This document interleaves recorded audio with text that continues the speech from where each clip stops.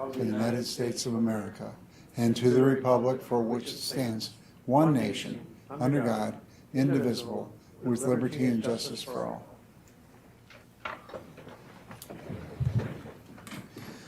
All right.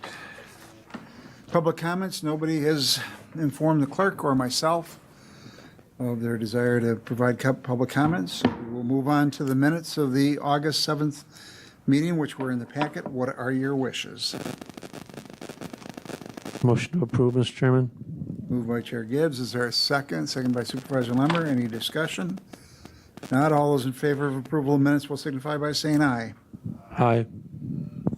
Opposed, no. That motion carries. All members except Supervisor Marshall are present.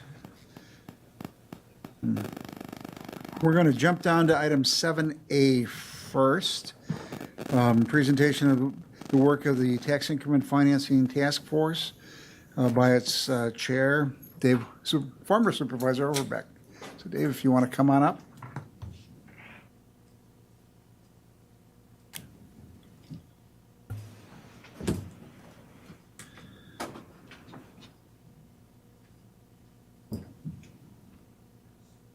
See it in there?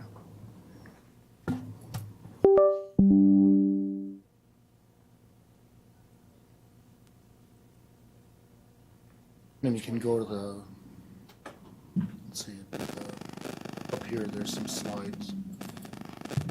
Start out with slide 25. Rest is what we had done.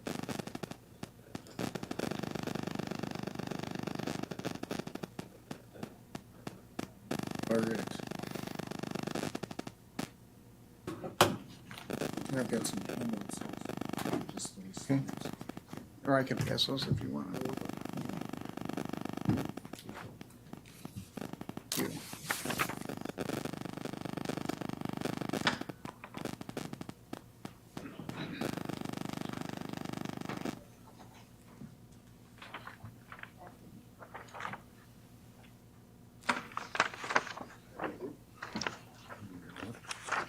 What Chair Robinson is passing out is just the slides that I'll be presenting. So if you want to take notes or.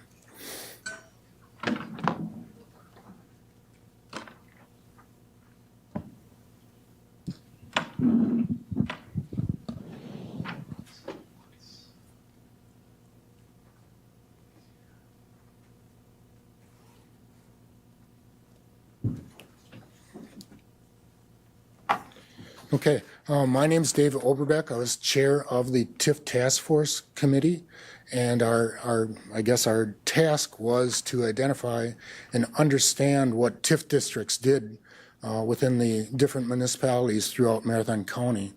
On the members of the task force were myself, Alan Drabeck, Jerry Fitzgerald, Jacob Langenhan, Gail Marshall, Lisa Rasmussen, Tom Rosenberg, and Gene Schultz. Basically, it represented some of the towns, the county, the city, and also a person with financial background, Gene Schultz, was included in the committee. We met last September, or beginning last September. We looked at what the task force objectives were and what TIFs, trying to understand the TIFs and how they're being utilized throughout the county and with the city, villages, and whatever. My background has been, I was on 6 years on the city council and then another 5 years on the county board. So, and on the finance committee, chaired the finance for the city of Wausau. So I had a good understanding of what TIFs were doing throughout the city and how they were being utilized.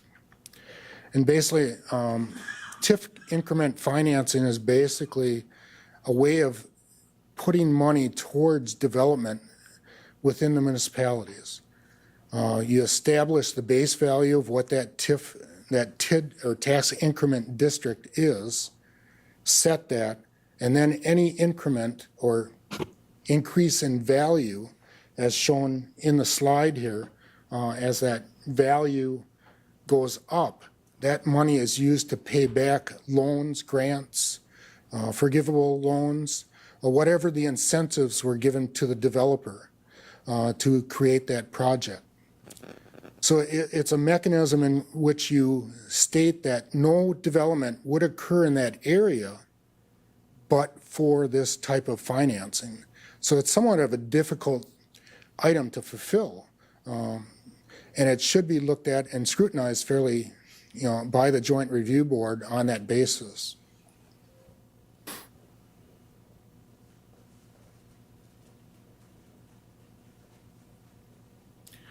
What the task force did in the second phase was look at what steps can we take to improve the process. And we identified two prongs, two ways of addressing that. One was through legislative advocacy at the state level, in which we'd advocate for state legislative changes, rule changes as far as how TIDs are operated, how they're financed, and the Joint Review Board, which is local. And we identified some things that we think the Joint Review Board really should look at. One is define the success for the tax increment, define that what success means for a tax increment district. What does that look like? Define the role of the county board and its committees in developing policies to guide our JRB representative. The Joint Review Board is made up of a city representative or a village, a representative from the county, a representative from the school district, one from NTC, and then basically a community representative or a resident. Debate the pros and cons related to the TID formation. There's a lot of information that is given in the report to the Joint Review Board in which people look at how or what are the good things, what are the bad things. Should this go forward? Should it not? Well, how is it going to perform? What are the expectations?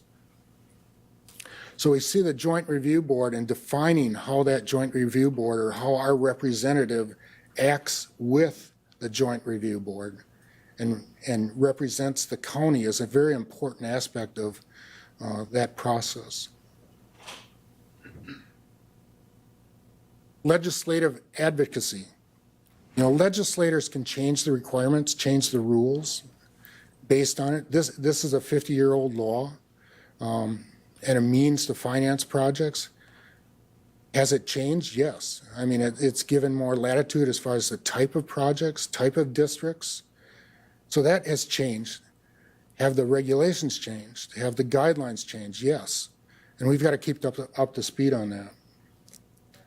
Some of the things to address that the task force identified was the TID lifespan.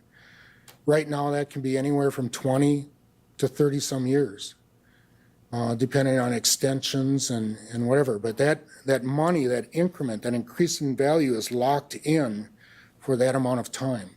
It's not going into general operations for the city or whatever. It's paying back loans. It's paying all the costs or expenses of that district to improve it. Act 12 recently, as of last year, I believe, now requires the Joint Review Board, the group of people that make the decision, to set a time period during their meeting when they approve this. They can set it at 10 years. They could set it at 20 years on the lifespan of that tax increment district where the increment goes towards the expenses. Another thing that was identified was the valuation cap. Right now, the communities can only have 12% of their value tied up in TID districts. So what that means is 88% are paying the operational costs, 12% of that value is going to paying off the tax increment incentives and whatever. So they've set that limit since the beginning of the TID districts. Now what's happening is because values are going up rapidly, that 12% is now 15% or 18% in some communities. So that was something I think that needs to be addressed as we move forward. There are going to be situations which require an exemption. Say a large project comes into a small community, and it's a great project. it requires the formation of a TID district. It's too good to pass through, but they're going to go over 12% of their value with that project. But it's going to provide jobs. It's going to have a lot of positive benefits. Then what we're saying is the JRB has to look at that and approve it before anyone goes down to the state and requests that requirement or that exemption.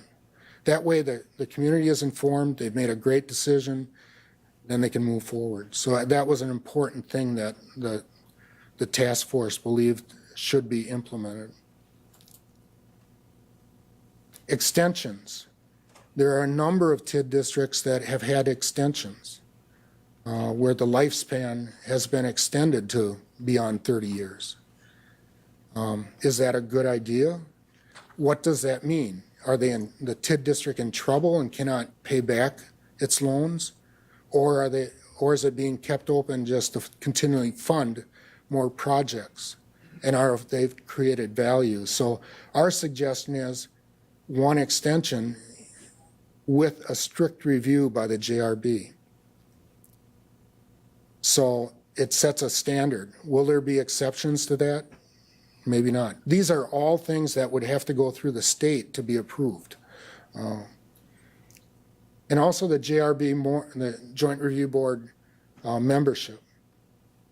One of the things the task force identified was to adjust the composition of that board, possibly more citizen involvement, so that the community has more of a say in that what projects or what districts are formed. Possibly citizen members, non-elected, maybe a county board member at large, school board member and NTC board member to add to that discussion and debate during the process. Another thing that we looked at was the review time period. One of the things our representative, at the time the finance director, said could be improved would be the time allowed to review the information that is submitted to the Joint Review Board, in that they would like 30 days to get feedback from the community, from elected officials, from other people engaged in that development. And one thing that also was mentioned was where this information would be published. It was suggested not just in the legal ads, which are smaller than the small print, versus a lot of this information gets out after the fact into the newspapers or TV channels or news that this is happening, but it's almost too late. The decision's ready to be made. So we're looking for more time to engage the public in the process, because these are long-term events. And, a child can be born, go through high school, college, start a family, and none of those dollars, that increment shows up to pay for operational costs within that municipality. So is that too long of a time period? And I think most people think that is. We should have a return on investment. I don't know how many people would wait for their 401k. Well, they have to wait for their 401k, but just their investments to pay off and let that grow. What are the responsibilities? The county board, the legislative advocacy as far as going to the state, resolutions that would promote some positive, what we're doing is looking at how to improve the process, how to improve TIFs and their return on investment, not stop them. In policy setting for the county Joint Review Board member. The Joint Review Board representative, is representing the county interests and policy. They need to have a thorough review of the TID request and documentation and understand the impact to the county's financial health. What is this going to do over the 27 years?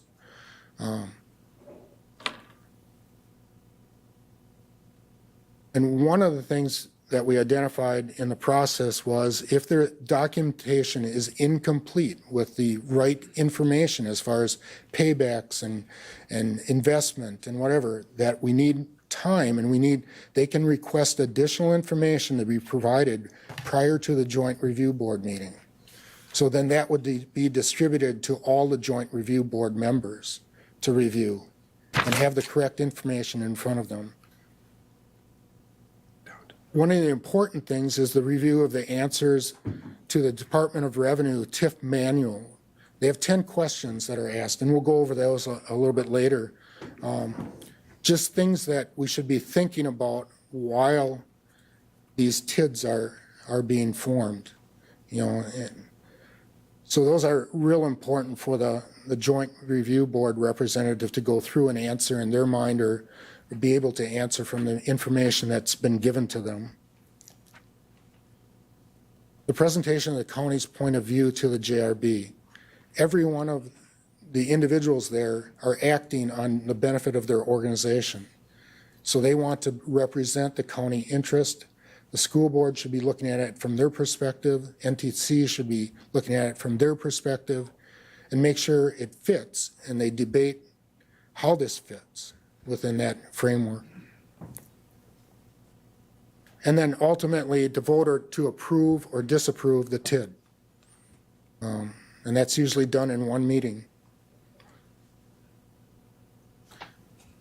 The other important part of this is the feedback from the annual TID report that's put out by the municipality back to the Joint Review Board in these municipalities. So that report is going to tell about performance, whether the TID 7 is performing as well as TID 8. What are the benefits? And that's feedback that they can use as they evaluate future tax increment districts and make decisions regarding them.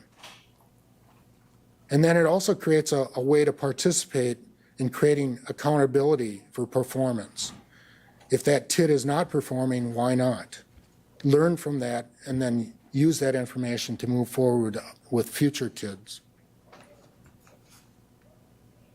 We talked about extensively what the Joint Review Board questions to consider, and this is right from the Department of Revenue. Now, the most important one is but for. Should this occur?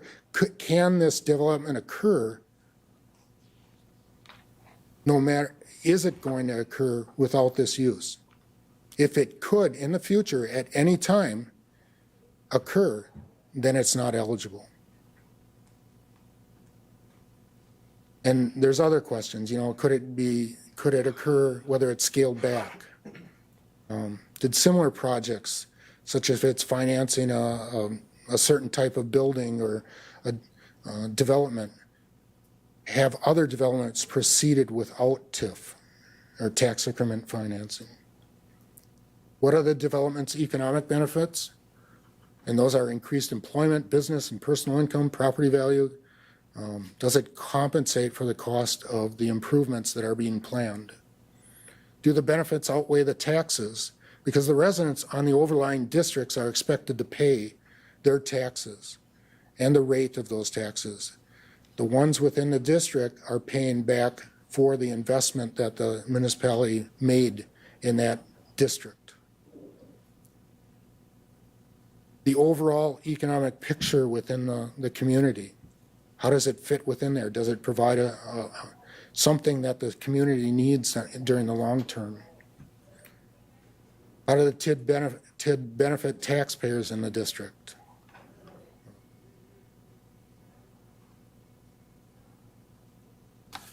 Number 6 is a good one because is there a better use for the development of that site? The tax revenue could be higher if they incentivized a different type of project. Again, 7 is the opinion of the district's residents, getting feedback from them regarding the tax increment. You're not looking at specific projects, you're looking at the district. So you're looking at that district and how it's developed, and it's not developing. If it needs to be, something has to be taken care of as far as contamination or whatever. It's something that's not going to develop in the future. Eight's a big one, and that's something we talked about extensively on what does this development do as far as demand for additional services? Are you going to have to add officers as far as crime that may occur because of a larger development? Are you going to have to extend water and sewer services? Is it going to affect our schools as far as their capacity? And is the developer receiving a subsidy?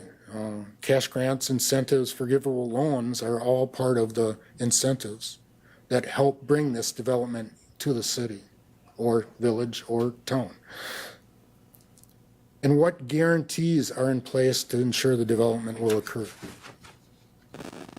The property value is going to increase because that's the only way the debt is paid back. That's incurred with the development.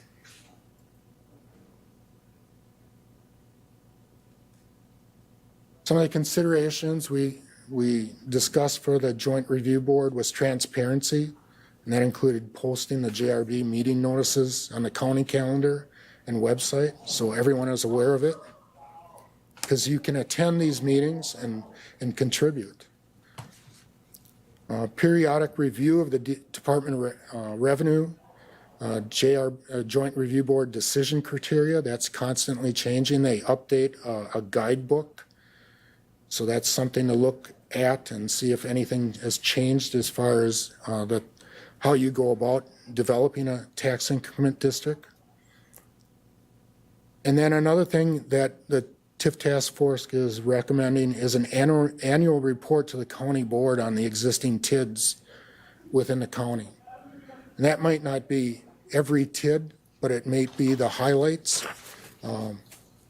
What's happening as far as the ones that are performing well, what's happening on the lower end, why not, why is it happening, to learn from that.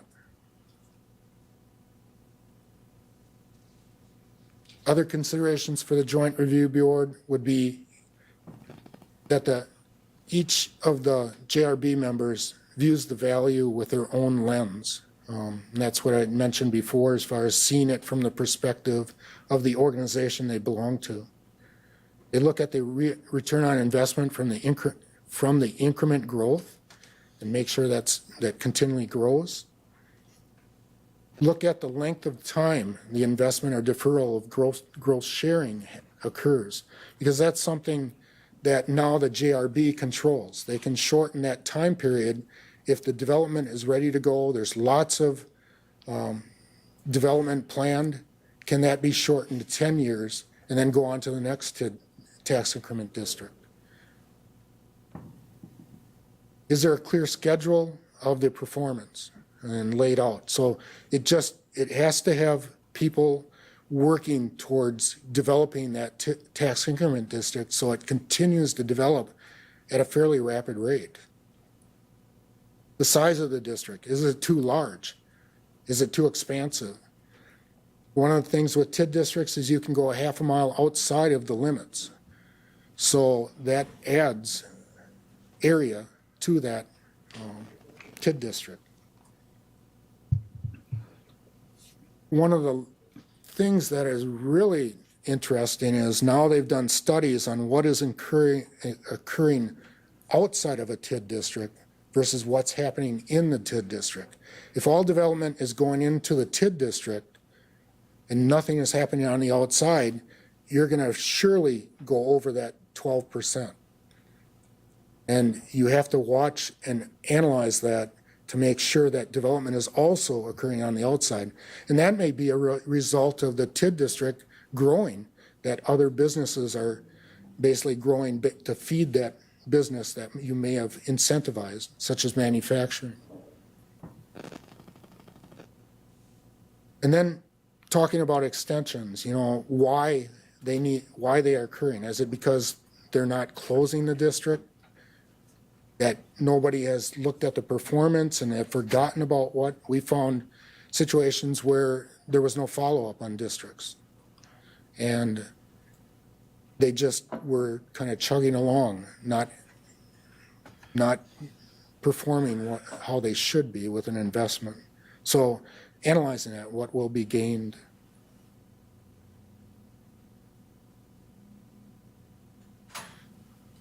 And defining success for a TID district. You know, one is create jobs that sustain the community rather than draw upon it. Good paying jobs, and set standards for those. Provide values to consumer and stakeholders. Does it meet a community need that's not there? Does it fill in a gap? Growing the tax base to benefit the community. Attain the highest and best potential land use. Invest to lower costs through additional valuation, thus creating that added value where you can start bringing down a tax rate rather than raising it. Remediate blight and create a desirable environment.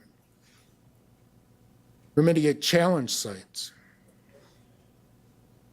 One of the things we thought would be very successful would be to celebrate early closure, debt retirement, or the shrinking of a district. You're allowed to basically bring in the boundaries and learn from that and share how it is done with other communities. A lot of communities aren't talking to each other with their joint review boards. And I think they can learn from each other as successes happen. We need to celebrate those. Another one is it creates a place or destination. Civic pride, active, dynamic, energized spaces and destinations. Something to draw tourism in or visits from outside individuals or businesses.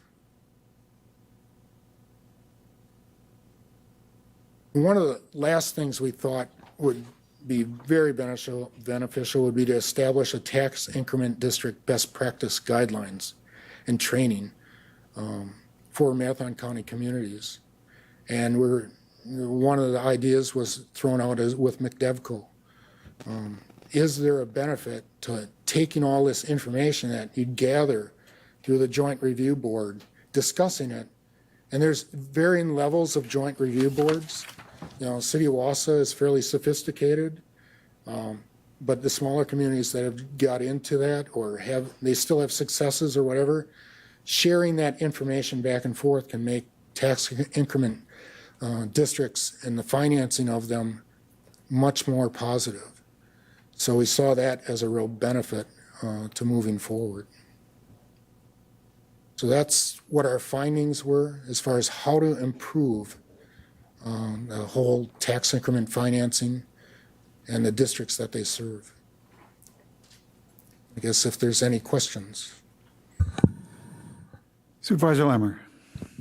Thank you, Mr. Chair. Since Christy left and was our representative, who's doing the Joint Review Board? And then can you tell me when, it looks like there was just one in June. Do they meet annually or how often do they meet?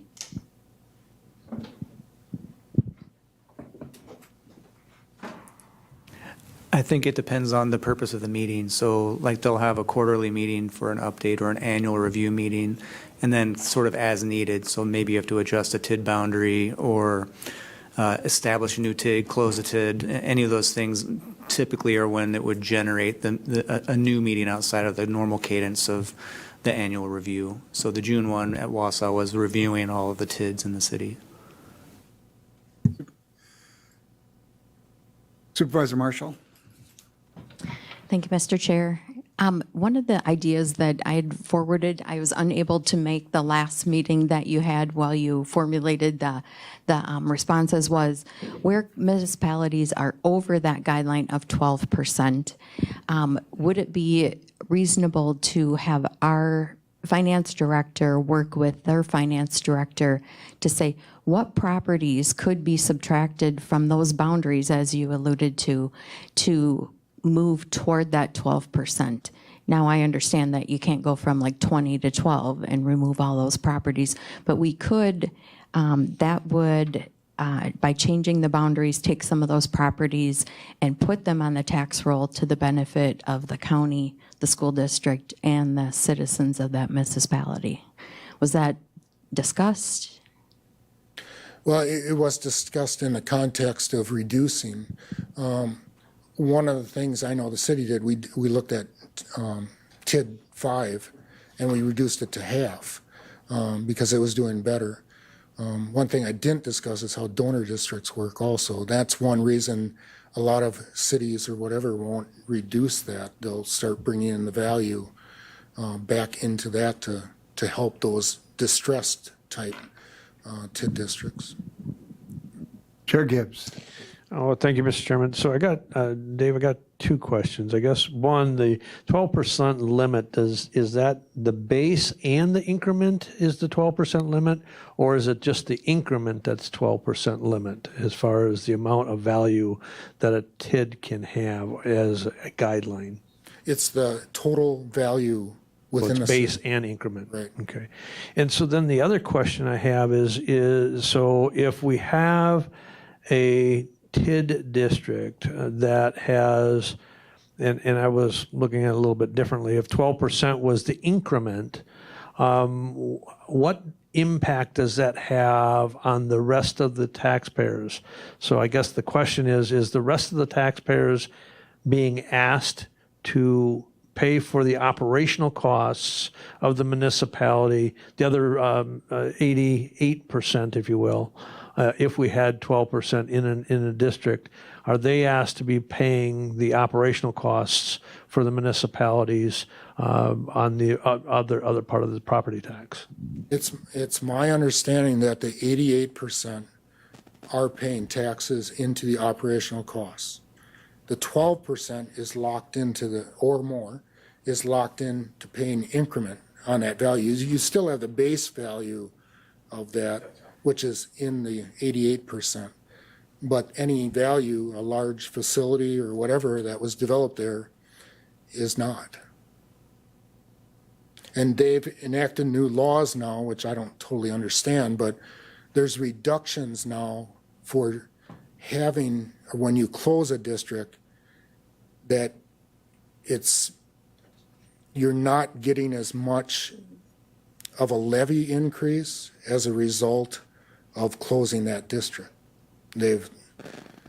So that has changed, but they're also incentivizing, if you pay it back in 75% of the time, it almost doubles it from like 0.2% to 0.5%. So they are trying to get some of these TID districts to close early so that the levies can go up, they can go up more in these municipalities. Supervisor Marshall. And just to clarify, the 12%, their taxes, the increment on those taxes, they go to the project costs, right? Rather than to the operational costs. And the net new construction limits for tax increases also include the increases in the TID. So taxpayers that are outside of the TID are continually paying year after year because the net new construction includes what happens in the TID. And that's something, when we were going through this, that as a task force, we didn't understand until we did research in that and understood where that net new construction was going, as far as adding to that, the amount the levy could go up. And I had asked Dave to come here today because the TIF task force, the concept behind it originated in this committee, but we are not the only committee of jurisdiction as it relates to it.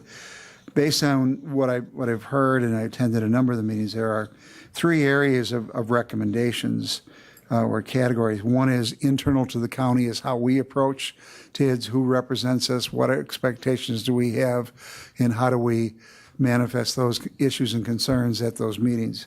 The second one is what are the best management practices for Joint Review Board, including training and resources available to it. The third one is what sort of legislative changes would be appropriate relative to valuation, timing, et cetera. I think when we look at those, there's probably a joint responsibility between this committee and Extension, Education, Economic Development relative to some of the impacts. The legislative side really goes to executive per our rules, and then we can have a bully pulpit, but in trying to influence the Joint Review Board. But perhaps what we might want to do is try to categorize what issues go where so that we don't lose the report and the recommendations and determine when and where and how we might address those issues, but I would defer to Chair Gibbs in whether or not you concur with that, and then go about, you're the one that can make the referral of issues and items to the various standing committees. Yeah, I would concur. I think there's three areas, like you said, internal, and I think the task force recommendations was looking at the requirements and creating a checklist to ensure that we're getting a return on our investment. We're getting understand what we're getting in the TIF district itself and the projections and the development, and then provide that direction to the Joint Review Board membership to make sure that we're getting that we're checking the dotting the I's, crossing the T's to ensure what we're getting, but we have set the criteria. And I think that's the critical part, to ensure that the criteria that we as a board want, as far as giving direction to the Joint Review Board member. And then also looking at how can we strengthen the Joint Review Board and in its process. Are there any other questions for Dave?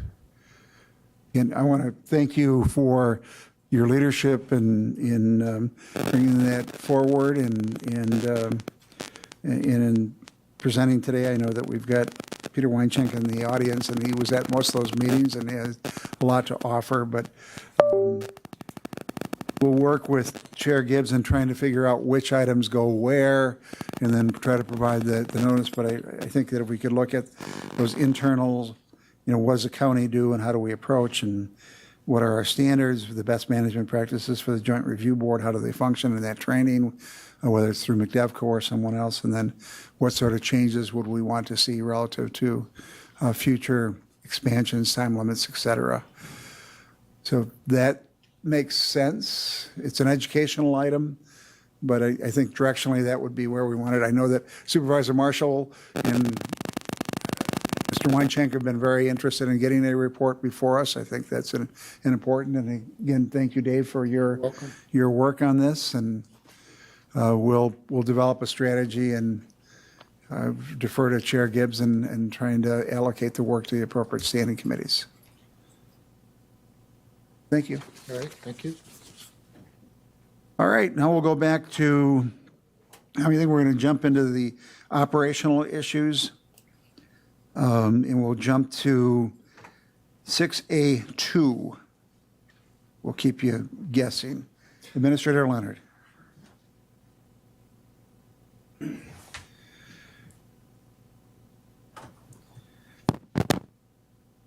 All right. Good afternoon, everyone. Thank you, Mr. Chair. So I'll start with just a brief overview, and I'll reference a couple pages in your packet.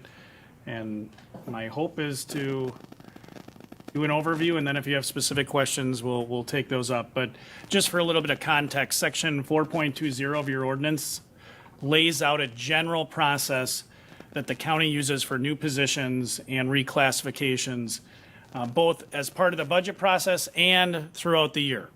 Now, while the ordinance is not exceedingly clear on that process, again, I think it gives us some good guidance that I'll reference throughout the rest of my comments. But in addition to Section 4.20, I want to remind everyone, and I know you're well aware of this, but through the budget, you provided budget priority guidelines to administration that, again, will shape the budget.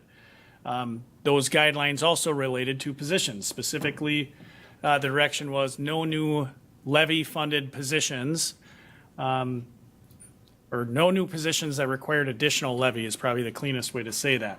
So my challenge to department heads this year is really quite consistent with what my direction has been since I started in administration. Look for efficiencies in how we organize ourselves. I mean, quite honestly, that's what you pay your professional staff to do, is how to organize their departments to get the work done that you set through the annual work plan and our individual expectations with respect to the departments and their committees.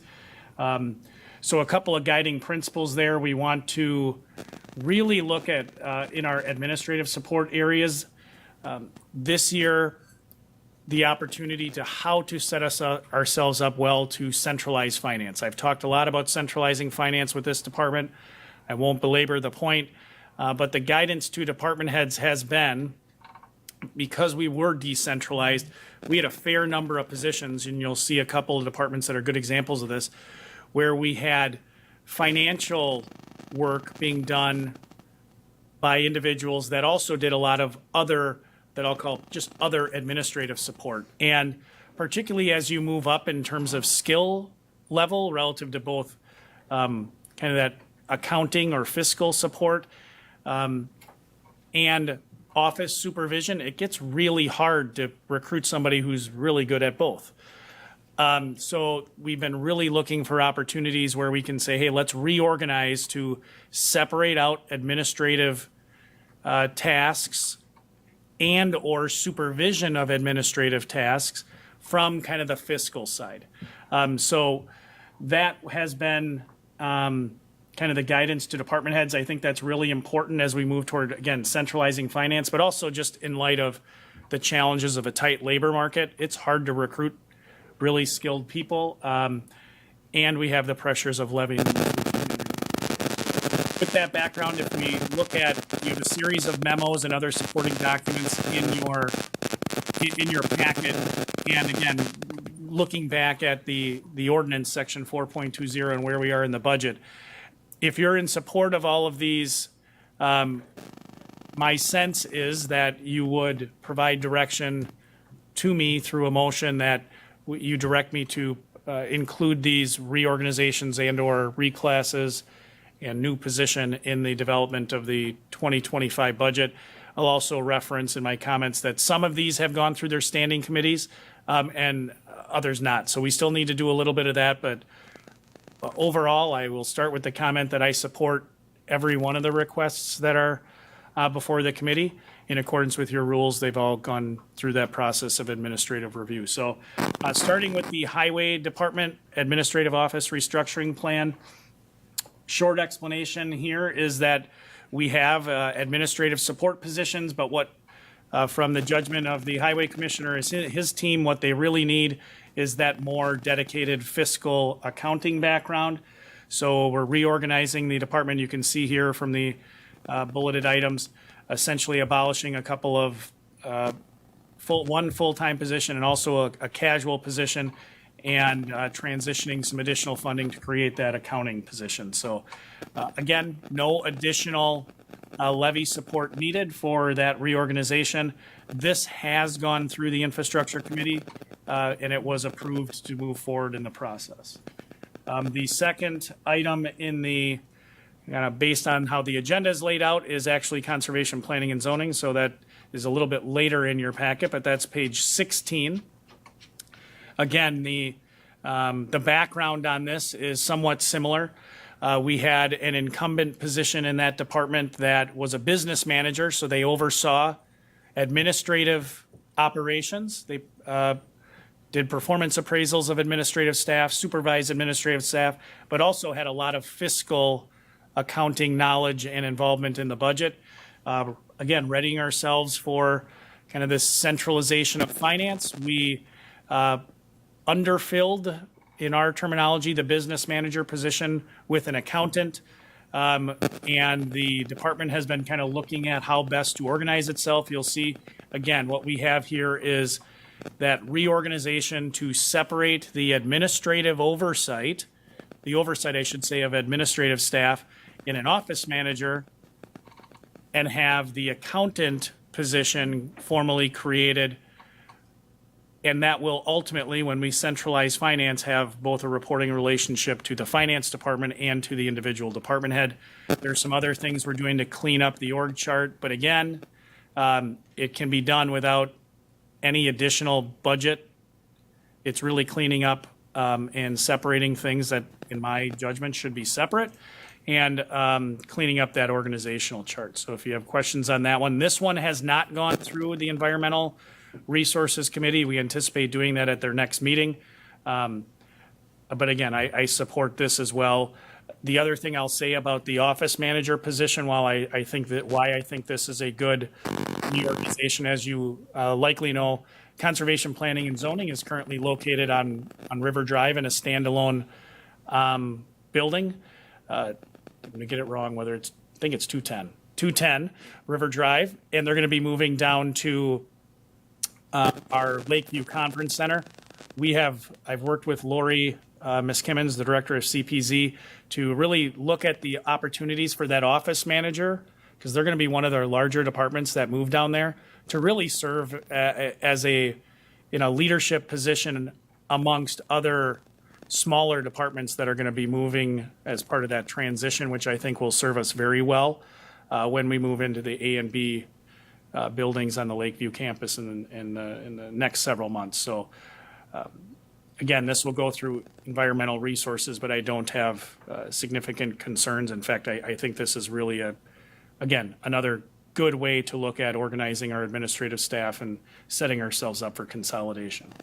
The next position based on your agenda is solid waste. That is on page 7. I apologize for the jumping back and forth. This is consistent with our needs relative to renewable natural gas generation.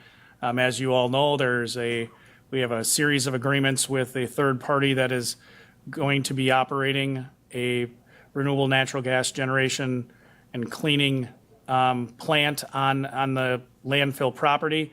To do that effectively, we need to really fine tune our gas wells. Those are the wells that remove the landfill gas from the landfill itself.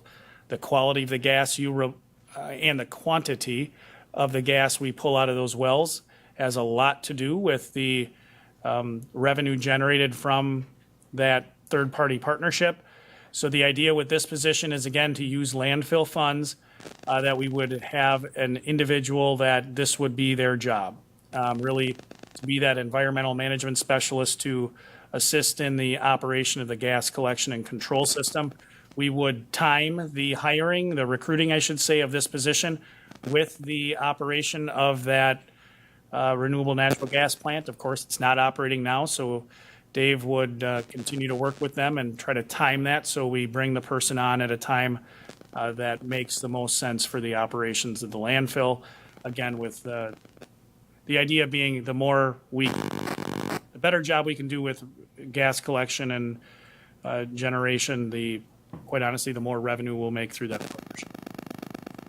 And then the last thing on your agenda is a reclassification for 2 positions within the district attorney's office, essentially reclassifying 2 administrative positions to paralegal positions.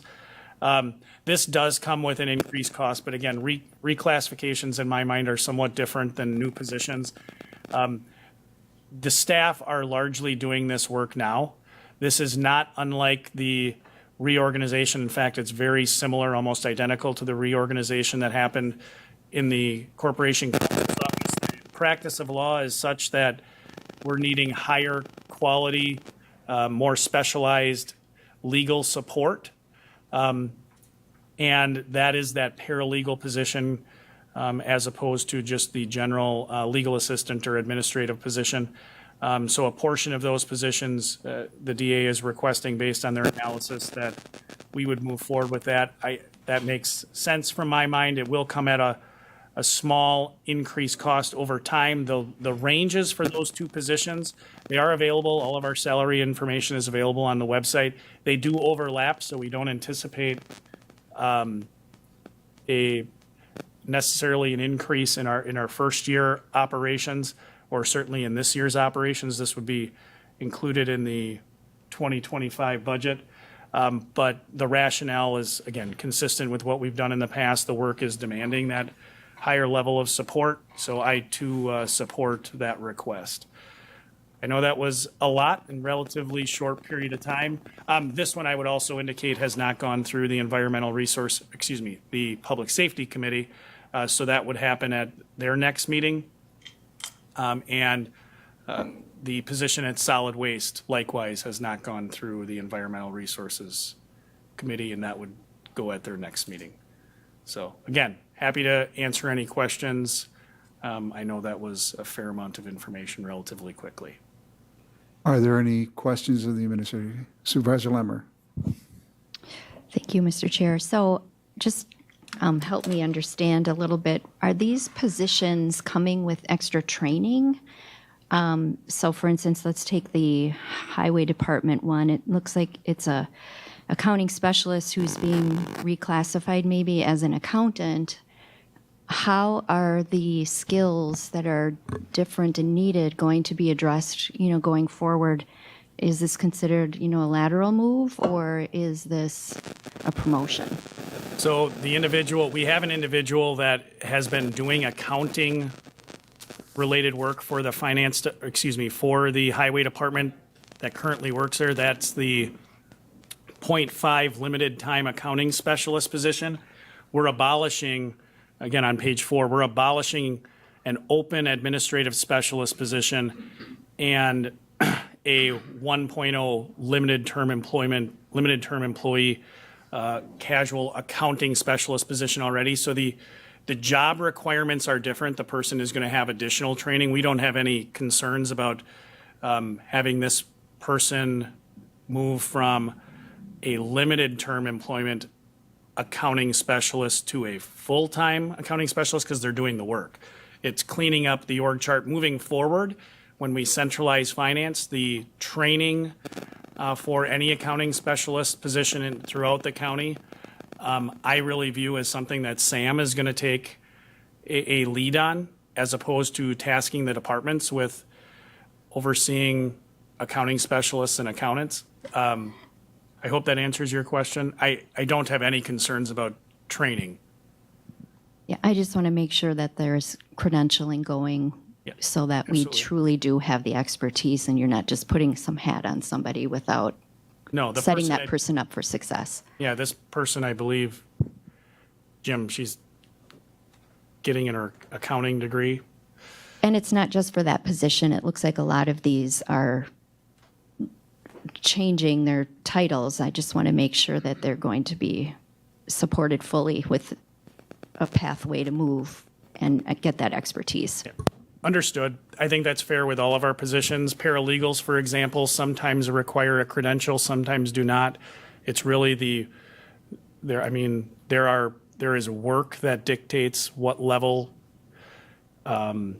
It's really the work being done that dictates the position, not necessarily a title. For, if someone let's just say, for example, they have a paralegal certificate. If they're not doing paralegal work, we're not going to be putting them in a paralegal position. The positions are class based on the work. We then recruit for the skills needed to do the position. Sometimes that means you have a degree. My general approach to things is I'm less concerned about what does the person have on paper, more concerned about the work they can actually do in the position. But I believe I firmly agree with your statement. Yes, we make sure we recruit for the individuals that can do the job and provide them the support they need to do it and the training they need to do the job. I do have a question relative to the solid waste position. We are required to monitor and adjust the valves and things relative to the gas system now. How is this different?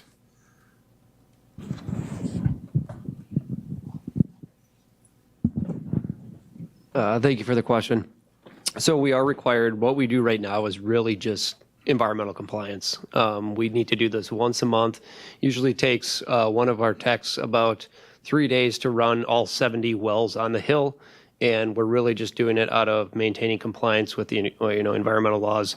This is the next step in creating efficiencies, going above and beyond and trying to maximize that volume of gas. And actually, I'll read an excerpt from our contract with Verity that states, Marathon County will use best efforts to maximize the amount of landfill gas collected for use by Verity.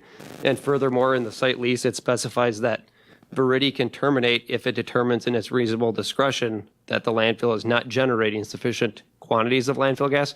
So any landfill is really about 75% efficient in its gas collection system. We're trying to get to that 85% efficiency level. And we can do that, but it takes a lot of effort. Furthermore, we want to create some support so that if an individual takes a vacation or let's say they quit, we don't want to have a 3-month gap where we're not able to have that individual that's able to tune those wells on a daily basis. So does that 5 to 10% improvement in capture net us $100,000? Right now, we're sitting at about 1,000 CFM of landfill gas. Every 100,000 CFM additional nets Marathon County about $200,000. All right, are there any other questions? Supervisor Poole. Thank you, Mr. Chair. I'm just going back to the solid waste department. I take it it's adding a new position. There was no way to restructure, reclassify. We did discuss reclassification in-house, but it's something that does require a degree for. So it would require one of our on-site equipment operators to potentially go out and get that extra training, that degree, to support a position of this capacity. Thank you. Any other questions? If not, what are the wishes of the committee? I think the administrator had requested, if we agree, that we have a motion to recommend to the administration to include these positions or reclassifications within the budget. The only other thing I would add is contingent upon for the positions we haven't taken to the standing committees. I think it would be appropriate to put contingent upon necessary standing committee approval in that motion as well. What are your wishes? Chair Gibbs. I'll make a motion to support the new position and/or reclassification in connection with the development of the 2025 annual budget for Highway Department Administrative Restructuring, Conservation Planning, and Zoning Administrative Restructuring, Solid Waste Department, one Environmental Management Specialist position, and the District Attorney's Office reclassification of 2 FTEs to the Legal Assistant position, to 2 FTE paralegal positions, contingent on standing committee approval. Is there a second? Seconded by Supervisor Hart. Any discussion? Any discussion? If not, all is in favor of the motion will signify by saying aye. Aye. Opposed, no. That motion carries unanimously. All righty. Acceptance of Wisconsin DNR Urban Forestry Grant in connection with the City of Wausau tree planting and private ash mitigation. Jamie. Or? I can kick us off and then Jamie can take it on the complex stuff. So this is a grant. We're asking for approval to receive a grant. It's a little bit complex based on the nature of the grant, but as you know, we're a county department that provides, our Parks, Recreation, and Forestry Department is a county department that provides a lot of work for the city through our partnership. So we applied for a grant that really is to address issues with the City of Wausau tree planting and private ash mitigation. So in terms of process, it's here for acceptance of the grant, then it would go to the city for them to amend the budget to essentially take in the funds, which would then be spent to deliver the service, or actually it might be reversed because it's a reimbursement grant, but the city would agree to do that reimbursement through the grant. It's 100% cost recovery, as I understand it, so we're just trying to navigate the grant acceptance. But with that convoluted explanation, Jamie can talk to you a little bit. Jamie and John can talk to you a little bit about what the work they're trying to accomplish for the city. Thank you, Administrator Leonard. That was a good overview of the grant. It is a pretty complex grant, but I guess in more simple terms, the reason why, and I'm going to turn this over to John Cahan, our city forester, because he wrote the grant, put a lot of time and effort into it, and has very intricate knowledge of our urban forest canopy and what we have in the private. So as you may know, the Marathon County has been struck by emerald ash borer. It's been here for a few years now, and much of it's on the City of Wausau side. We do have some areas within the county that have it as well, and in our county forest, but our primary focus is the city of Wausau trees. It's part of our department to maintain the 25,000 or so street trees that we have. We have, as a department, gone through a few years now of our plan that the city approved is to remove all city boulevard ash trees. The city funds that for us. We have done a certain amount every year. We plant a certain amount every year, and we treat a certain amount every year with the funding that we have.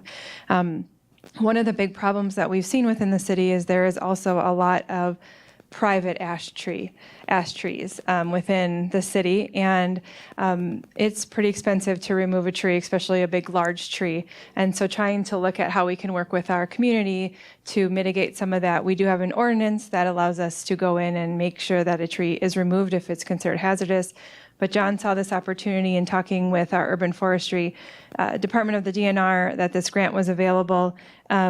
If you see, it's a very significant amount that we were awarded out of the entire amount, so it's really exciting.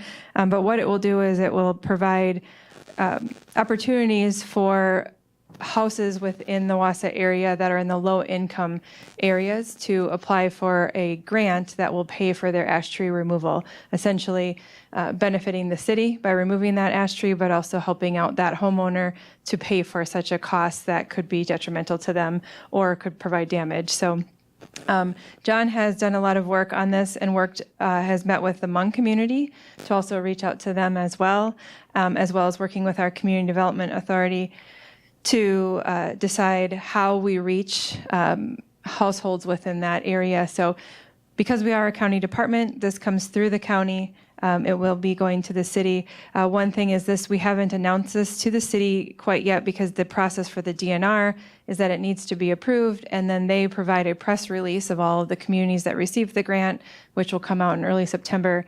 And then the city will definitely put out our own press release that we'll work with the mayor's office on doing. John, do you have anything more to add? That's my question. Okay. No. So if we have any questions. Are there any questions of Supervisor Lemmer? I missed it. How long is the grant time period for?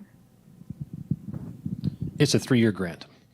So given there's some discussion at the city level that could dissolve, I have no idea where that's at, but let's just pretend it's dissolved. What happens with the remaining 2 years or leftover grant? Can that be used outside of the city of Wausau for other municipalities that have ash trees, or is it they get it no matter what? I don't know that we can answer that question quite yet. I think if that happens, we would work with the DNR to see what that means. It could be that it's transferred to the city for them to manage, or it could be that the grant just ends at that time. So we would work with our representative in the event that that's going to happen. Okay, and thank you very much for this grant. It sounds like a really important and incredible opportunity for the city residents, so thank you.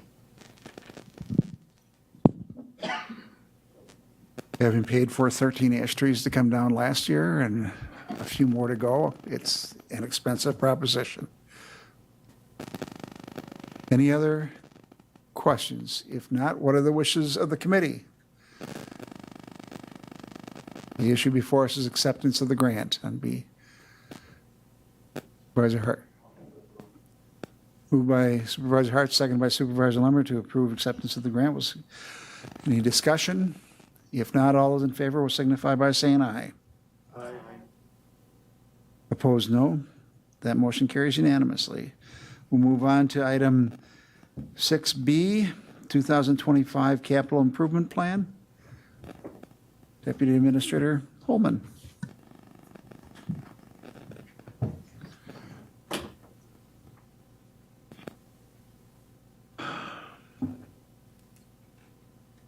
All right, good afternoon, everybody.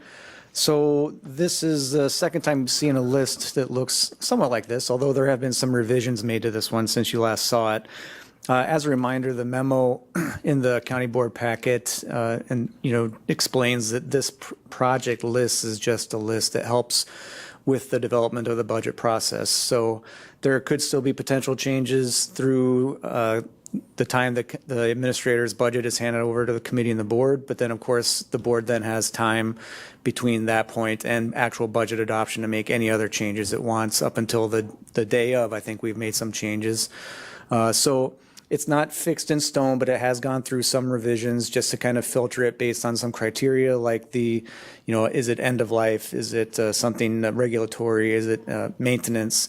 And my vision for this is that this will be the last year we'll be seeing this particular approach. We'll still be using a spreadsheet because a lot of the software options that are out there for how we can make CIP look more polished down the road require inputs through spreadsheets as where the data is coming from. But the approach I'm looking to mirror is from Waukesha County. Some highlights, and I may have mentioned this in the last meeting, but I know it was a bit of a long one, so I'll just reiterate them. The rolling stock numbers here towards the middle, I've already noted the 5-year CPI average there, and then compared that to net new construction, which was 1.78%. So the numbers in the budget over here have already been adjusted for the policy change that we made last year. There's also planning projects within this sheet and projects that you could just deem other that don't fit a regulatory or end-of-life sort of perspective. So I'm categorizing them separately in the 5-year plan, and you see them broken out separately there. So it's just helping to see, to differentiate between the projects so that they don't all get lumped together. Of the parks projects, I just wanted to mention that the Marathon Park splash pad replacement, I've talked with Director Pauly on this quite a bit. This is like their highest priority of all of their projects. So what we did with a couple others, we removed those from consideration, but also we phased the road and trail repairs and the park fence to spread out over 2 or 3 years so that would mitigate the amount of funding being requested for parks projects this year. The $0 in the column over here is just reflecting that there's a remediation reserve fund in that Rib Falls, master planning effort. So it is a CIP project, but it doesn't require CIP funding. It has its own dedicated funding.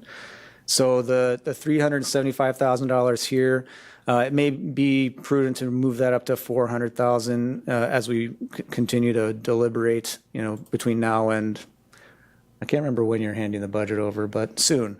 But in any case, if you see that number adjust, that's just based on those conversations. And if we didn't do it then, we'd bring it up later.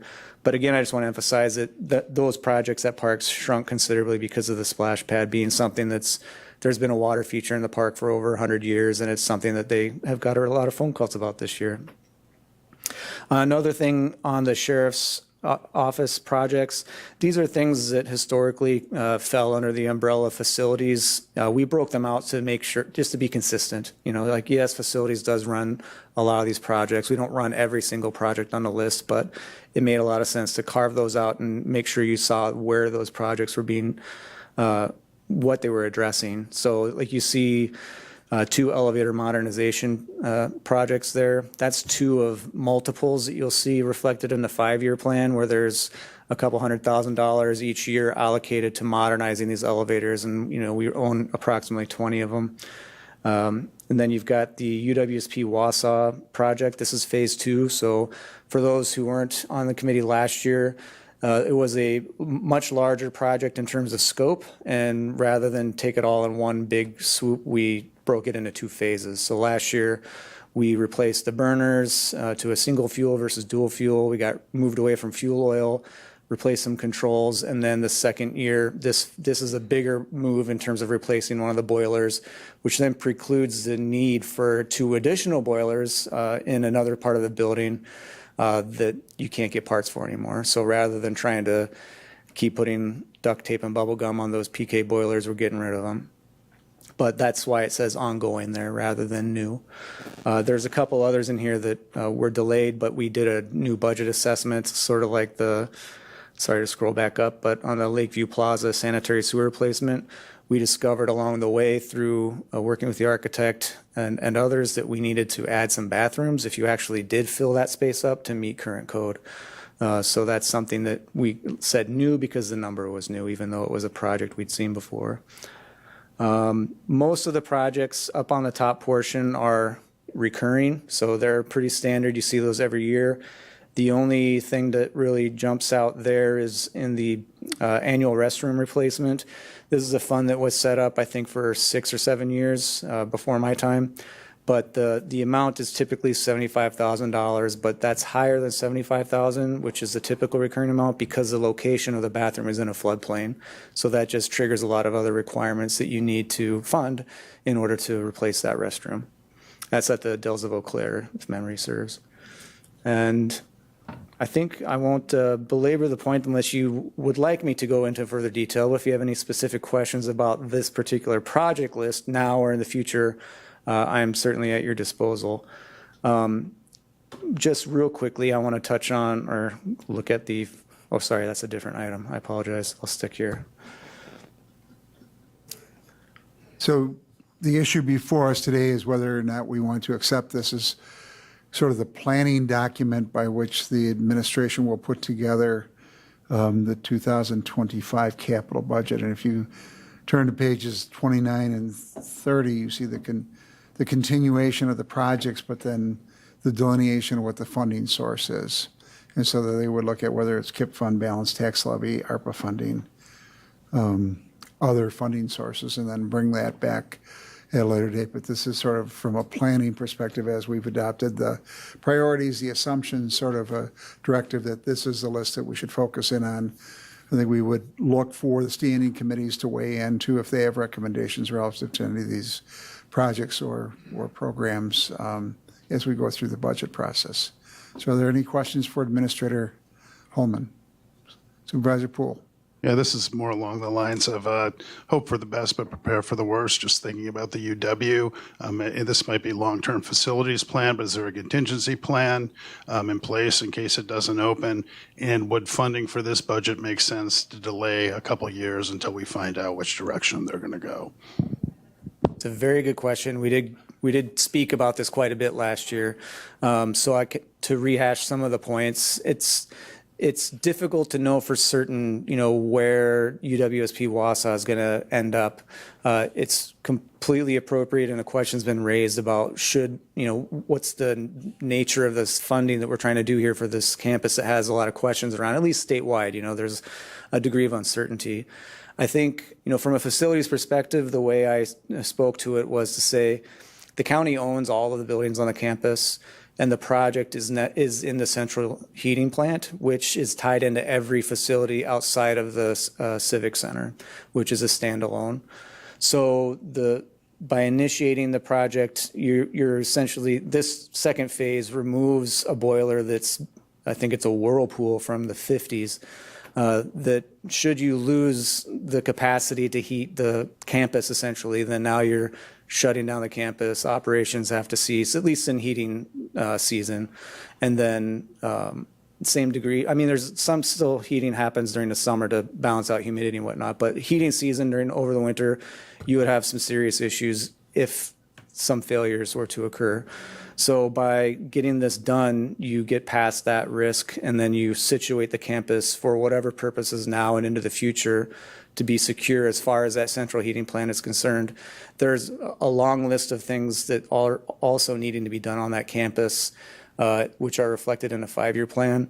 But I think that, to your point, some of those things could be reshuffled or even postponed or delayed based on, potential implications. Like some of them are going to have potential damage to buildings versus others that are more cosmetic or just things still work, but they're dated. So for this particular project, facilities recommendation would be to continue with this phase 2 of this particular piece, and that gets the county and UW and everybody else time to figure out what the future would hold. But then the other projects that are also slated for that in the 5-year plan, I think we would want to kind of go through them with a fine-tooth comb, to your point, to figure out what you'd want to do or not do. If I could I add, think we want to make sure that we look at the program versus the building. And the building will have ongoing needs unless we're going to tear down the building. I haven't heard anybody say that we need to make those investments in the building, and I think that's what this represents. But I would like to just, Supervisor Lemmer has been pushing for follow-up to the discussion we had with the Chancellor relative to getting a work group to look at it. Supervisor Marash, the chair of the Extension Education Economic Development Committee, and I have talked about doing a joint meeting between the two committees to talk about what's the future of the building and the campus and what is the future of the programming and the needs of the community. So we may have that meeting in the short term. I think the Administrator Leonard has reached out to the folks at both the local campus and Point, and I think they're waiting to get through enrollment in the start of the semester, and then we can go. But I think it helps to keep the pressure on them as we see more and more campuses close. Yeah, thank you, Mr. Chair. The only thing I was going to say, I think, is what you just said. This project is use agnostic. You own the building, you got to heat it. Bad stuff happens when you don't heat a building. All of your questions are, and the questions and concerns of numerous other supervisors, and certainly from the administration perspective, I think are really valid. Like, I'll tell you, we're not going to update the bathrooms in that campus or redo wallpaper, which was a project a number of years ago, because those are they can be use specific. This is not. This is finishing up a project that gets at the core of what you need to do for facilities. But I think your point, I don't think there's a single person that would have a good logical argument to stand on as to why not to have those conversations. Okay, thank you.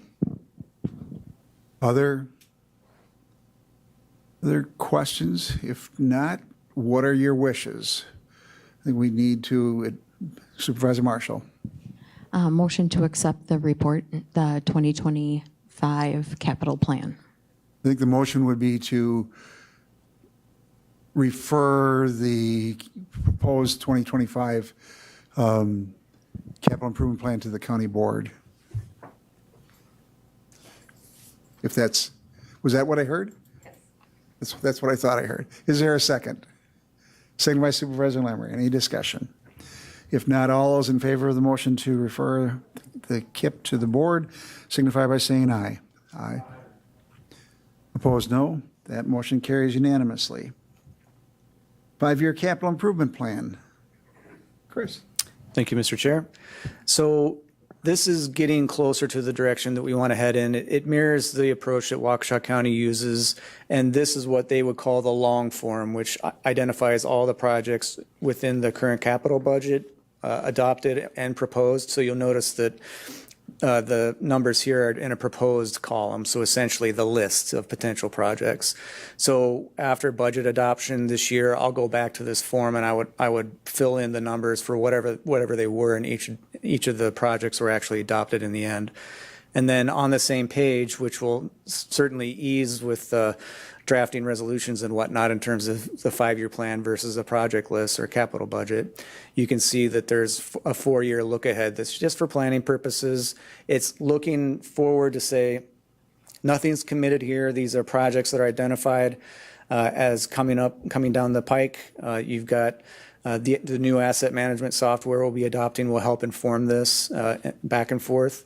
The other part of this, when you have that 5-year plan, you're going to want to adjust it, say 3% every year. So at a minimum, you'd want to adjust it once a year for inflation, so that as a board or committee, when you're looking at strategizing around if you want to borrow funds for a project, when would you want to do it? Like, what other projects are out there lurking that you are going to have to consider as a part of that question? So in the 26 or 29 realm, those can move around quite a bit just based on whatever happens in a given year or a board priority, things like that. So they're slated where discussions have kind of been, but they're not definitive. So when you see something like, I got the highway facility in here somewhere, because that's been up for discussion. But yeah, so you've got a new highway facility for $54 million in 2028. That does not mean that we're going to build a new one in 2028 because it's on this document. But it does mean that as the conversations have unfolded at the committee level, this is the ballpark area where people talk about, if it ever were to come to pass, this would be logical based on what our understanding of our debt situation is as of now. Again, if next year the county board said, heck, we're going to build a new one, then that can move. But nevertheless, it's an area to give you insight so that there's no sticker shock in a given year when you're looking at things that you have to consider from a capital infrastructure perspective. And it allows you to evolve the plan each year so that that perspective you have and that we bring to you from the facilities and administration perspectives is tied back into the other decisions you're making throughout the year. Trying to think of, there's a couple things that I will also need to do to this. It's still a work in progress. The projects on the left will eventually have individual project forms with an embedded spreadsheet on the form itself with the 5-year look ahead. So if you had a project like the new highway facility, you could see the cost of the land purchase in this year and then a design based on, say, a 4.5% fee of the overall cost in the following year, and then the construction costs in the next year. So you don't just see one number in 1 year. You see, like, okay, we're making a decision to do this in year A, and then we are anticipating these costs to be this in year B, C, and D. So it gives you a fuller picture, broader horizon look, I guess, at things that are out there from an infrastructure point of view.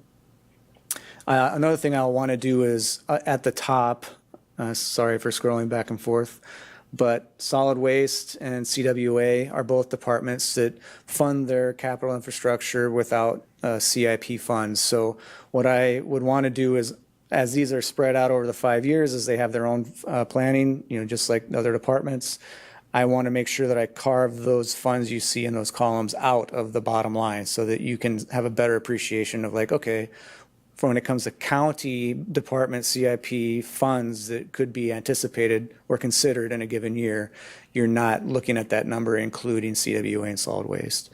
Other than that, I've been working relatively closely with Waukesha County's Public Works Department to understand all the idiosyncrasies of their document and then sort of bend it to our will so it gives us a product that we're looking for. So this is, now and moving forward, anytime really is just a reminder. If you see things that seem confusing to you or you don't see something you'd like to see, then please reach out and let me know, and I can incorporate it, bring it back for discussion, things like that, so that the end product is getting much closer to what you're wanting to see when it comes to a 5-year plan. And then moving forward in future years, I would envision this or something like this being like the sole document that would move through the CIP process so that you would have that capital budget proposed and adopted nested within the overall 5-year plan. Chris, I have a question as it relates to energy efficiency, and we've been dabbling with that. When we start looking at our projects on a longer-term basis, do we have a component of that planning process that looks at it and evaluates whether or not we can go with solar panels or other way, heat pumps or other things that would result in some energy and savings to the county and taking advantage of some of the tax credits? And, if not, can we? Yeah, the short answer is yes, especially, in the last year or two when this has been discussed, at least more often since I've been around, or not since I've been around, but, I don't know. Regardless, yeah, the last couple of years when we've looked at any project, we always look at focus on energy incentives, if there's anything that we can harness there. And that's from a project perspective on down to pieces of equipment. You can get certain incentives for more energy efficient equipment. Like we did that with some things in the jail kitchen, for example. For the Regional Forensic Science Center, we looked at heat pumps and had put together a plan to see, was the ROI actually there if you did it? Was it going to work the way that would work in a given for another project? And there were problems with the soil there because it's close to an artificial or potential artificial wetland, and the number of wells and the location precluded that from, the ROI wasn't going to be there compared to the other approach. The other issue with that one was just the project came in like 1.2 million over budget on bid day. So we had to take 1.2 million out.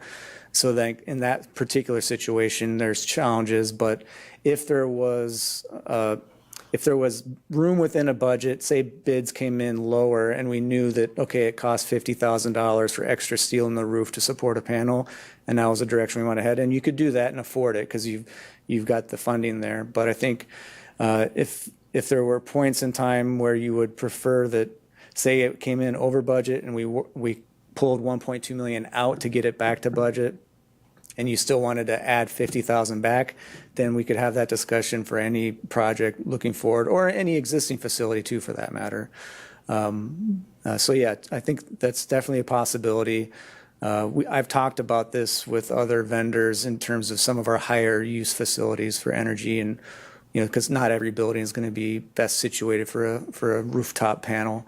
But if there's interest and direction to do that, that's certainly something that's achievable. Other questions? This is here more for informational meeting purposes. It's on the agenda tonight, but we'll be pulling it back. It will be incorporated in the budget presentation, the 5-year capital plan that the administrator will be presenting to the county board, but right now it's not directional for the 2025 budget, and it's still new to us, and I think we're still trying to work through some of the nuances of it, so I don't think it's quite ready for prime time. It'll be again incorporated into the budget for that future look ahead, but again, I don't think it's ready for tonight. So it's more of an educational item, and we would again hope that the standing committees would weigh in and provide some input if there were some projects that we missed or concerns relative to the list. So any other questions? If not, we'll go back up to item 5A. That's a good segue into the discussion regarding the 2025 annual budget development and policy recommendations from the committee, including review of mandatory discretionary program documents and discussion of rates and fees. Anything anybody would like to add at this time? Administrator Leonard, any new information? Nothing new in terms of earth-shattering news. We got our net new construction, which we talked about last time, the estimate, and that's 1.78%. I believe it's 13th in the state, but don't hold me to that. Staff, we had our department head meeting last week, and I kind of gave again my preliminary overview of where we need to come in. Challenging department heads to really come in with flat operational budgets and try to identify opportunities for continued efficiency and cost reduction. I don't have any updates from other standing committee meetings with program expansion. The only one that we've had that I've gotten direction from thus far has been a slight increase in spending in connection with doing some beach water testing at county-owned beaches. My recollection is that's slated for $10,000, so nothing earth-shattering. And then all the standing committees to this point that have met on nonprofits have given me direction to continue the nonprofit spending as was included in this year's budget. We have a couple more presentations, I believe, at public safety relative to nonprofit annual reports, and then I would envision, consistent with last year, a global resolution going before the county board relative to providing that formalized direction to administration relative to nonprofit funding. But at this point, happy to answer any questions. If you do have specific programs, I make the continuing ask at all the other standing committees. If you have a specific program you want to discuss, I can get in contact with the department head and have them come in and provide an update to try to get you the information you need, or if you have additional direction you'd like to provide. But to this point, it's the same story as frequently the case. Generally, county budgets are status quo budgets with direction to try to find as many opportunities as we can for efficiency. You've given direction, the board has, relative to fees increases. So we envision those being incorporated again as an appendix in the annual budget for the consideration by the board. But that's all I have at this point, Mr. Chair, unless there are specific questions for staff to respond to. Any questions or comments relative to the budget? If not, we'll move on to the work plan. And in the packet were all sorts of different versions, but the one ranking document, if you ranked it number 1, it was given 5 points. If you ranked it 2, it was given 4 points, 3, 3, 2, or 4, 2, and 5, 1. And some people put 2 in 1, and so I split the points, the value of the points. But this is here for discussion purposes. The rank order, if you turn to page 35 of the packet, these were where the scores netted out. It doesn't mean that we can't work on others, but I think we had the discussion that we can't work on everything, and if we don't prioritize, we tend to get nothing done. So I throw this out for discussion. And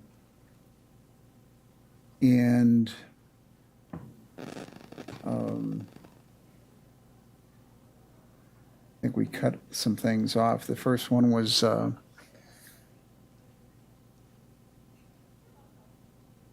ARPA, the 25. And the long-term facilities plan, the audit, and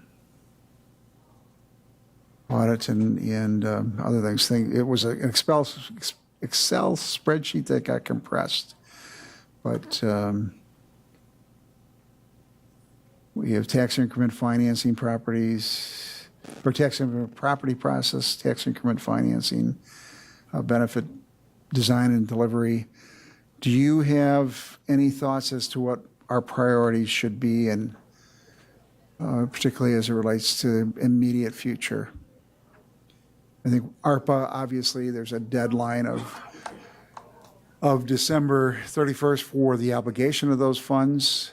We'll probably obligate those funds through the budget process in November. But I think we need to work with Sam in, sort of truthing the numbers. We have money in there, $944,000 for Frontier for a PSC grant that they have walked away from. So obviously that money becomes available. The question is, how do we spend it? So what can we claw back and have available? But is everybody sort of agreement that that needs to be one of our top priorities in the immediate future?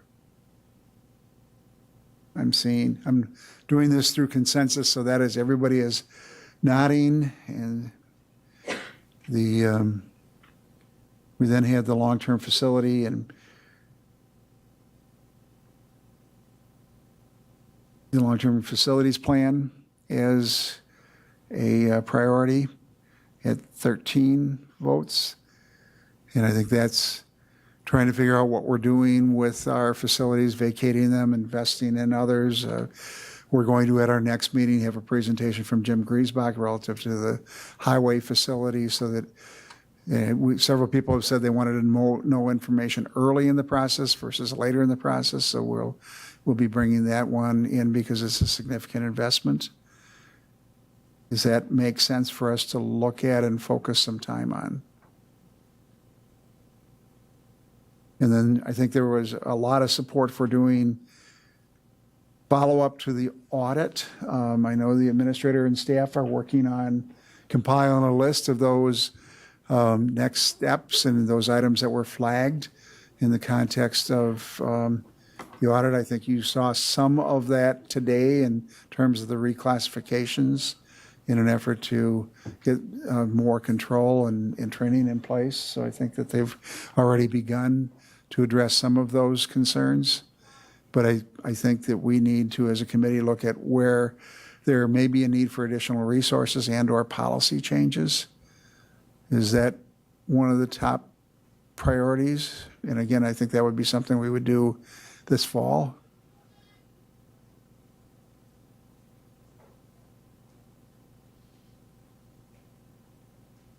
And then we are tax delinquent property process policy setting. I think we're due for an update from the treasurer. Said that she was staffing her department, so she's watching remotely versus being here, but I think we've got the clerk's office, the treasurer's office, the corporation counsel's office looking at our process and rem versus tax deed, and then the disposition of the property, and where do we need policy changes, and we're still fettering out the changes in state law and the Hennepin County decision relative to it.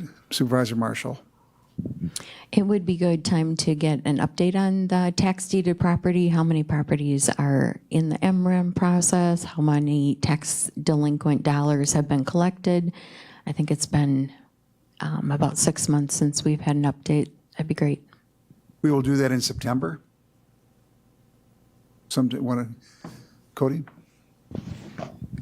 Thank you. And I would echo that too. So when we get that update, if it can just be more of, I don't care so much about the process because I feel like we've implemented that now. I'm more interested in those numbers. And I think that's we're all looking for that. And I think that's something that's lacked in the past of when we get an update at interim properties. It's more of like, here's where we are, when I think we're all looking for how far along are we in getting the properties off. Thank you. We can do both. There may be some policy issues associated with some of the changing dynamics at the state and the federal court level. So I think we need to do both. But I'm hearing that you probably want, am I interpreting that you want a regular update on where we are relative to our process in both taking and selling and disposal of property? Chair Gibbs. I think, I think I'm hearing from everyone, basically, where we were at, understanding where we were at, that we were at a significant backlog of delinquent tax properties. And as I remember it, at one point, it was as many as 400 properties. And some of those, in fact, were potentially in the 10-year and older position. So what we're trying to understand is what progress have we made, where are we at, and are we, lending itself to the process that we don't continue to fall any further behind. Okay. Go ahead, Cody.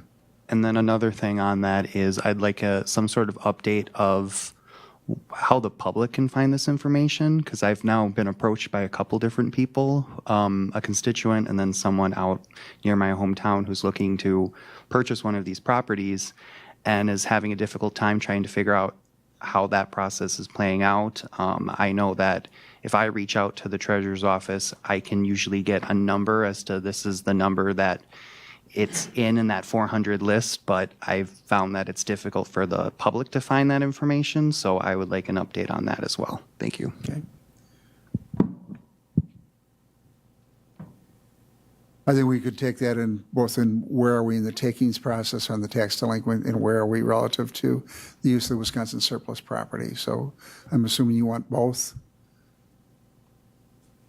Okay, and then we would have the tax increment financing. I think we had the report today, which is the start of that process. And I would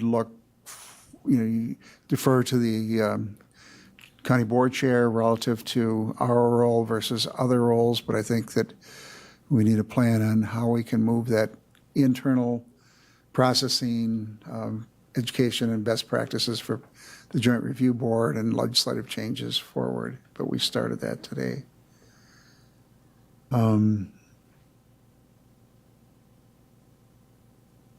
Benefit design, and we are working on that. And Mike will have an update shortly relative to our contacts. So we'll be keeping that on the agenda. We've been talking about it, and I think we need to let the timelines apply. And when those timelines are appropriate, we'll bring that in. But that will be a discussion we'll continue into the fall. And it's a short-term and a long-term issue relative to the design and having the necessary parts in play, so we will continue to do that.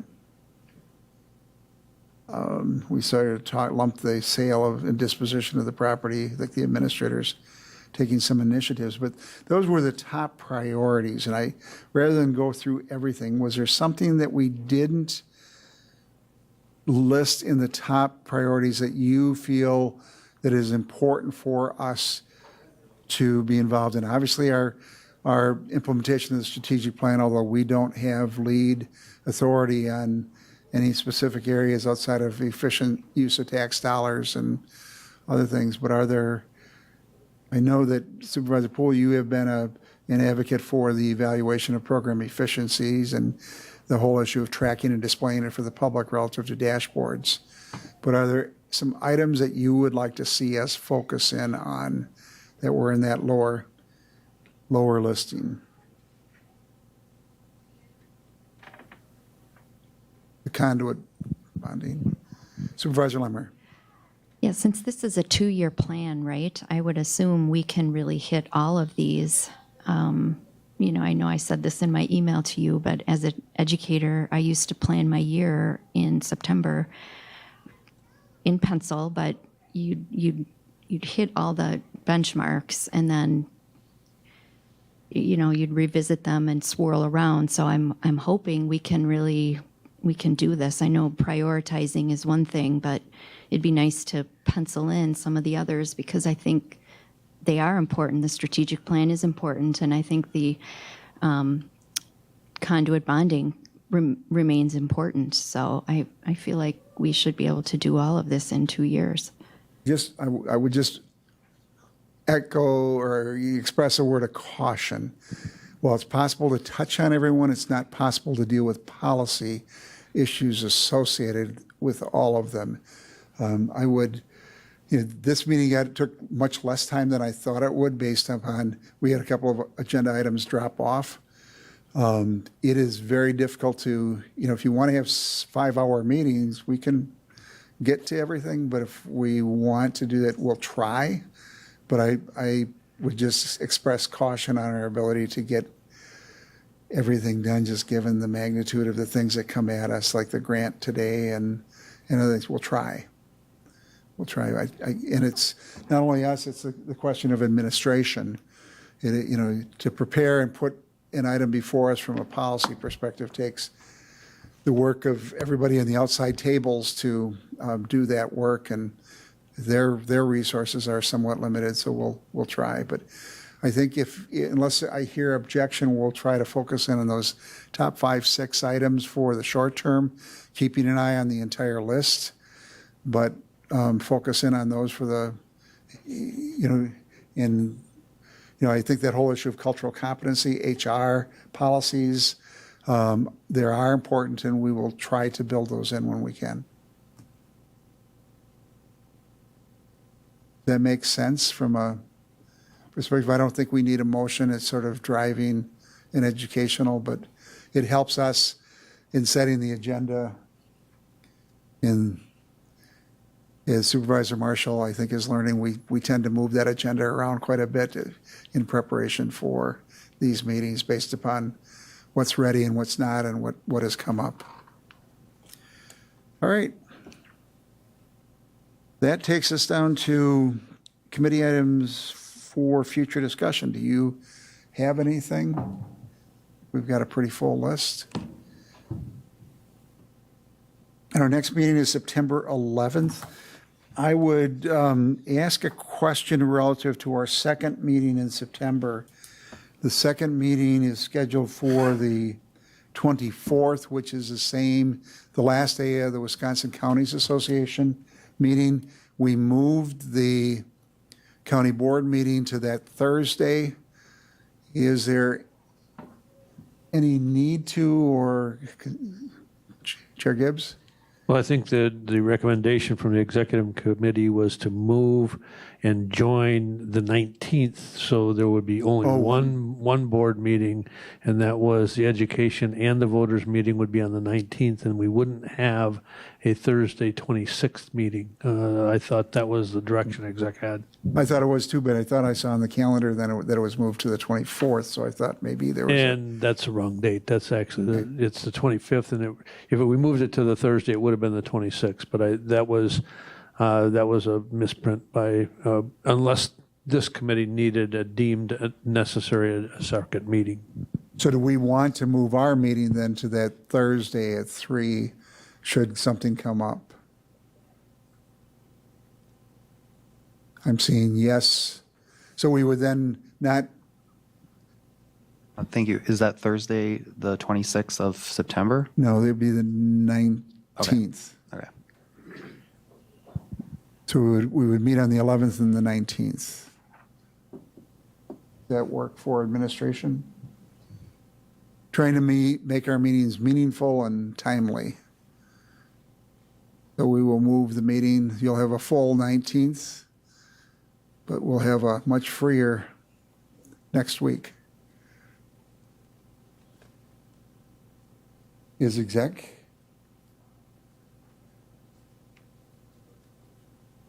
Did that get? We're good. Okay. All right, anything else? If not, item 9 is before us.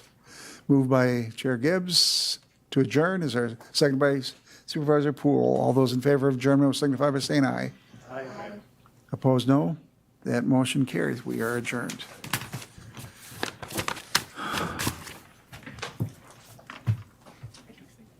We got calendar together. Be good. Because there's operational stuff that isn't on your work plan. I know, Policies. I know. I'm gonna tell her that. We will. As you know, we keep